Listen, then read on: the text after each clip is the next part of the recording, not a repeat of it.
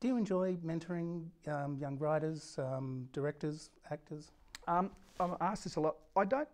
Well, I suppose I do. I don't think of it in those terms. But when I started, I got given a break, and the people who gave me a break presumably thought I was bringing something to it that they weren't getting from others around them.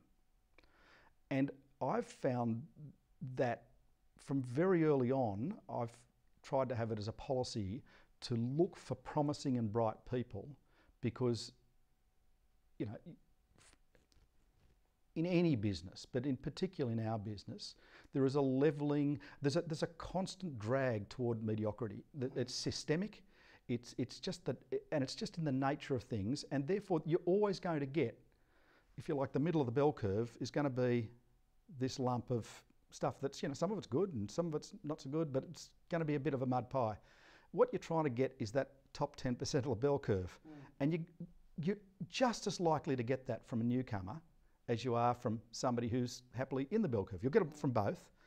So as a matter of policy, and Sandra and I did it when we were together, but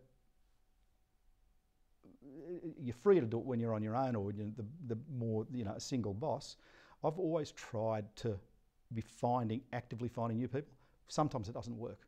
We generally in series tend to work in units of lumps of 3, just in the arithmetic of it.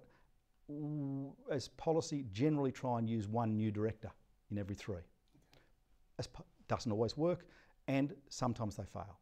And some of the newer people who I've been using recently haven't been my suggestions, they've been Imogen's suggestions or Mimi's suggestions, and that's particularly gratifying. I mean, it was Imogen who went and talked Glendon Ivan into coming and doing television. I think he's probably the single most accomplished director I've worked with in recent times, and I hope that's not insulting to all the others. He's just truly exceptional. What's he been working on? Well, Glendon came on to Offspring in the first place, then he did Beaconsfield, then he's done Puberty Blues, and now he's doing Gallipoli with us. He's truly exceptional. Emma Freeman is truly exceptional too, but she'd done a bit before coming to it. But, you know, it's great that Imogen's now pulling people out of a hat. Oh, she found John O'Gavin, who is one of our 2 script producers on Offspring. You know, so that's one of the things. You hope that kind of policy infects the whole culture of what we do, and that's very deliberate. And in fact, Imogen's probably better at it than I am, which is very gratifying. You've been very loyal to Southern Star, and I guess it's been reciprocated. I've had Sandra and I went in there in the first place when Kim Williams was running Southern Star Entertainment as a joint venture. Sandra and I were together for 8 years, then we parted ways and had separate divisions within Southern Star. And so I've never been in an employee relationship. We've always had these joint venture relationships. Recently, I've sold my business, though there's a number of years still to run. There was a 5-year period in which we completed that sale, and I'm 3 years into that. It's been a very productive relationship with very different people running the company throughout that time, and very different owners. We were privately owned, publicly owned by Fairfax. You know, we've owned by Southern Cross Group. We've had lots of owners, and now we're owned by Endemol. And at one point that was, you know, Berlusconi and Goldman Sachs, for heaven's sake, you know. I mean, so we've been through the whole kind of run of that.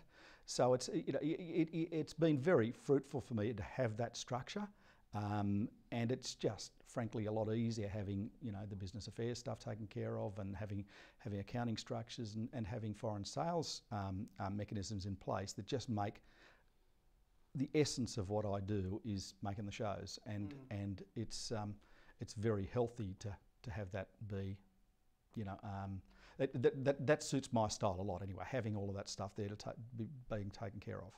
What's the state of the industry like at the moment? I think it's healthy with some ominous signs. Everybody needs to have a lot of shows. One thing that's been happening is that with the disappearance of the 40-parters and so on, it means there's lots more new stuff coming through and new people coming through and getting a go, which that's very good and positive. I think there's been a bit of a tendency to rely on new shows being financed with Screen Australia subsidy. I think, well, now we've hit the wall.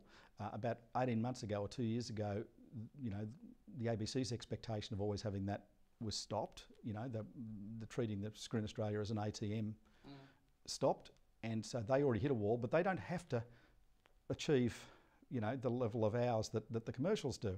So nobody really felt the hitting of the wall. Whereas now, Screen Australia had to come up with a bit of an ad hoc policy, but I think it's a fair one, where they said, well, second series, you don't get it. You know, if you're going to... So it meant that Puberty Blues and House Husbands and I think the one of the ABC shows didn't get any support. So it's going to be, we'll be making Puberty Blues for a couple of $1 million less than we were going to be. So it's really tight this time round. That will be hard, but I think the structural effect of that is going to play itself out until there is another structural change. Now, whether the rebate gets increased or not, I don't know what's going to happen. But there are problems, and you know, our talent pool is relatively shallow, and this proliferation of lots and lots of shows, you know, isn't necessarily the best thing from that point of view. But we'll see. Either good people will come through, or they won't. In which case, you know, it'll become self-regulating. I'm not saying the market will solve it, but I'm just saying, you know, the good will survive, and most of the good will survive, and the crook will fall off.